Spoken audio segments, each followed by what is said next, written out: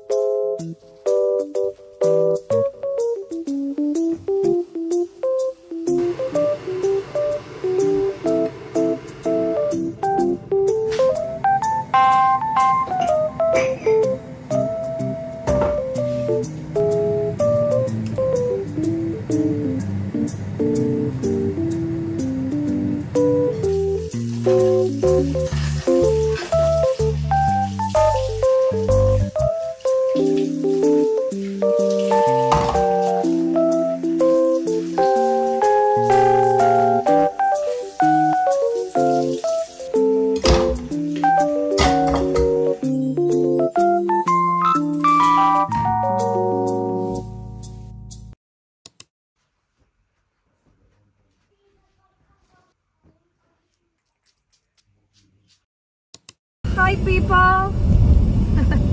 Where are we going? So we're going to Brighton today. Say hi Kira at the back! Maganda yung panahon today. Oh, naka-t-shirt lang kami. Wala lang. Ting-ting lang kami. We don't need to do shopping. Just a little bit of shopping. Para makalabas lang ba? Window shopping lang. Part of my job. Yeah. You know, just for like going out really. Kira, I get my car as part of my job. Show you the front. Makita ko sa inyo ang ganda ng panahon.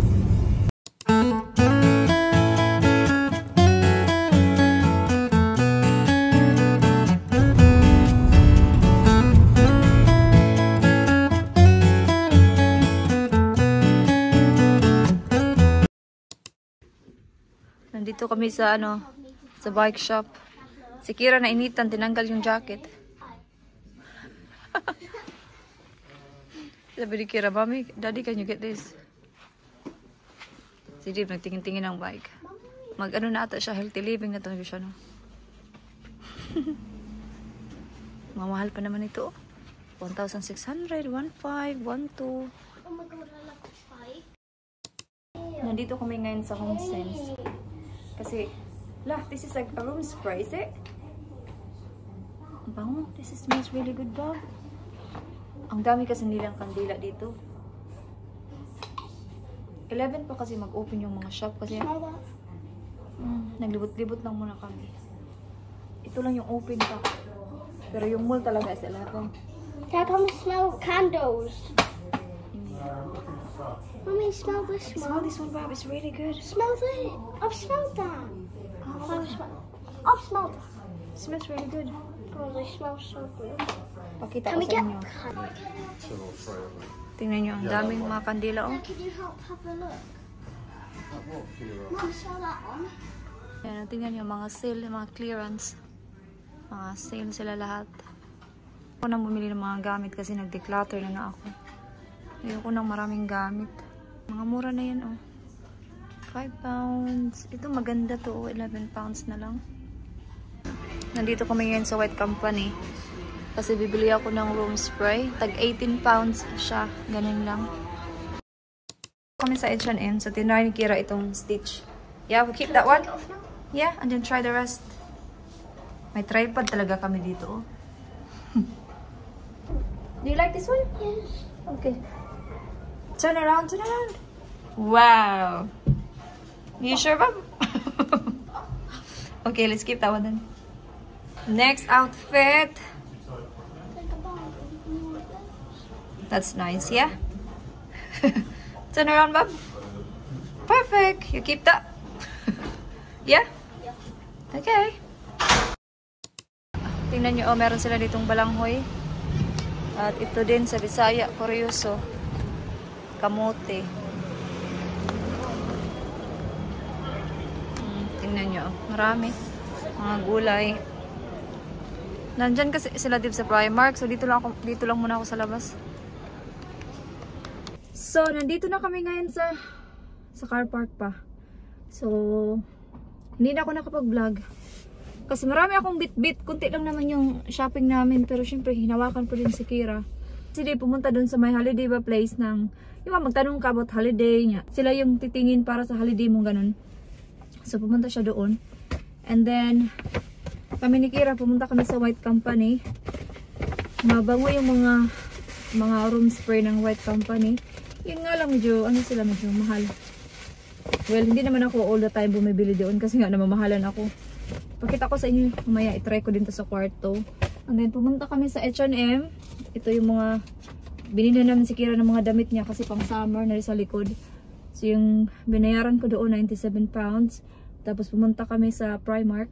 Bumili si Dib ng mga damit for holiday or like for summer. Ngayon kasi medyo mainit na dito sa UK. And then yeah, so yun lang naman. And then bumili kami ng... Mommy, can I come in with you? Yeah, bumili kami ng sandal ni mother-in-law kasi birthday niya this week. And ngayon, we're going to, pupunta na kami ngayon sa Chinese store. Napagod ako, oy. Sakit yung paa ko. Kahit si Kira, sabi niya, sakit na daw yung paa niya. So, we're going to Chinese now. Kasi bibili ako ng malunggay. Kasi magtitinulang manok ako mamaya na may gata. Yun yung aking lulutuin for dinner. Finally, we're going home now, Bob. We're gonna... 11 quid. 11 quid for 3 hours? Yeah. Mahal talaga yung car park dito pag nasa city ka. 3 hours lang kami dito, 11 pounds daw, sabi ni Jim. Parang ayoko nang mag-shopping ng mga sa shop ba? Parang nasanay na ako na online na lang yung ano ko shopping. Grabe yung pila sa car park, oh. Yung papunta dito sa car park ba? Nakapila. Yung pa ako parang ganun-ganun na, oh. Should come straight up. Yeah. Yeah, sweet. Para uwi na kami, para mag-relax na ako. Gusto ko nang I wanna lie down on the sofa din. Yeah. I think si Kira pupunta siya sa lola niya. Pero mamaya pa. Just outside the shop, hopefully. Pardon? Talk to her. Ah. Sifan is not really busy. Yeah. Tingnan ko. Yeah, it's quite busy.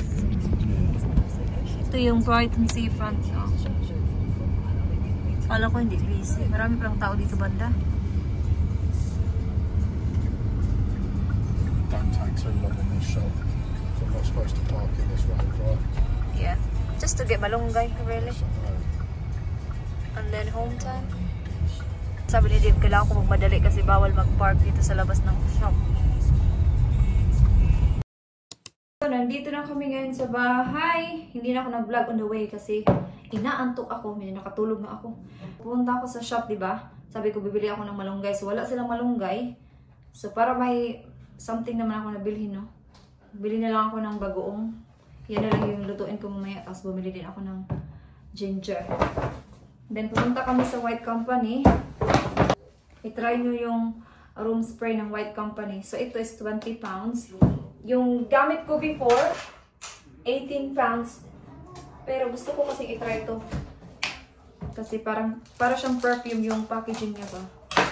So, i-try natin sa kwarto mamaya. Alam ko namang mabango to, Roy. Oh, yeah. I'm at home. Mabango to. Somebody wants to come and see you for a while. So, gamitin natin ito sa kwarto. Ito yung favorite na shop ng best friend ni mother-in-law. Bumibili siya doon, kahit mga damit. Bang-bango. Ito yung ito yung, pagpasa nito, Vetiver.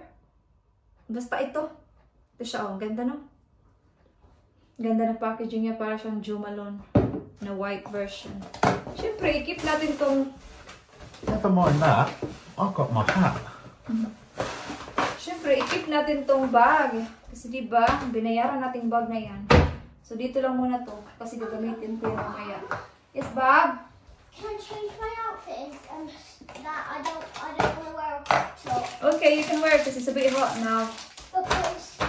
because Grandma would say no crop tops allowed in my house. I know. Bango. So bago ko labhan yung mga damit na napamili namin, especially kay Kira, kasi kay Kira lang naman itong nasa H&M. Tapos si Dave namili din siya sa Primark. Pero hindi ko muna siya lalabhan. Kay Kira labhan ko na kasi para magamit niya na. So ito yung pinili niya. So lahat ng mga damit sa H&M siya yung pumili. So yung mga kinuha ko is 67 or 7 to 8. Maganda to kasi diba summer talaga. And magagamit ni Kira to sa Pinas. Like ganito, $5.99 siya. Ito. And then meron diyang siyang pair na parang wide leg. Ito. Pair silang dalawa. Tapos pinakuha ko din siya ng short. Ito is $7.99. Ito, maganda din to, tinry niya. Kasi hindi ko masyadong na-vlog doon sa fitting room kasi nga masikip yung fitting room nila. Iba sa sa Eastbourne na medyo malaki. Ito, kumuha din siya ng parang crop top na shirt, na t-shirt or ito. Hindi ko alam magkano to. $5.99 din siya. And ito, gusto ko to. Pair na silang dalawa, may short na. Tapos meron na din siyang ganito. This one is $14.99. 6 to 7. And then ito ding dress na to, magkapareho lang sila ng blue. Ganda. Then kumuha din siya ng yellow. Bagay sa kanya. Tapos ito gusto ko din to. Itong short na to at saka ito. Magkaparas lang sila, iba lang din yung kulay. Meron si Kira nito before. And then ito, kinuha din nito. Mayroon pa siyang isang kinuha na black. Sabi ko, ito, isa ulit natin kasi ayoko yung black. So, ito kasi mahilig siya sa blue. Yan lang naman. And then, pumunta ako sa Kiko, sa makeup ba? Kasi bumili ako ng pang contour. So, instead na powder yung bilhin ko, kumuha ako ng stick this time. Para maiba naman. Kasi diba yung sa makeup favorites ko, like, ubus na talaga yung makeup ko na pang contour. So, stick yung kinuha ko. Tinry ko siya. Ginano ko ba dito? So, ito yung nag-match sa aking skin tone. So, ilagay natin yan sa kwarto. And then, ito is kay Dave. Ito sa kanya. Mga t-shirts. Kumuha lang siya. Ako pumili ng mga niya. T-shirts niya. Ito, mayroon din. Shorts, pang beach, gano'n. Tapos, kumuha na din ako nito, size 3. Ng sandal. Wala, mura lang naman siya. 7 pounds lang naman siya. So, si Dib yung nagbayad nito.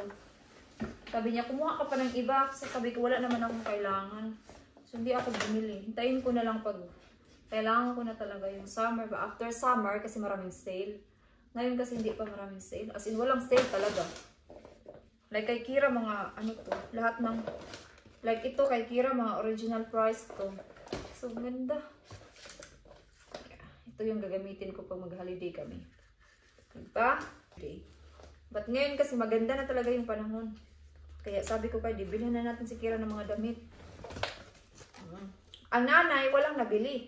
Ang anak lang. Ganun naman talaga, no? Unahin mo na yung anak. Bago na tayo. Kasi, okay lang naman tayo sa mga sale, ganun. Like, hindi ko din naman talaga kailangan ng mga damit. Nagsawa na ako, like, nung una mahilig ako mag-shopping. Ngayon parang, hindi na siya yung happiness.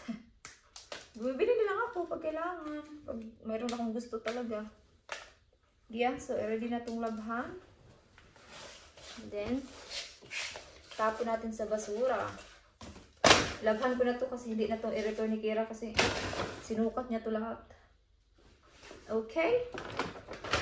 Wala ng laman.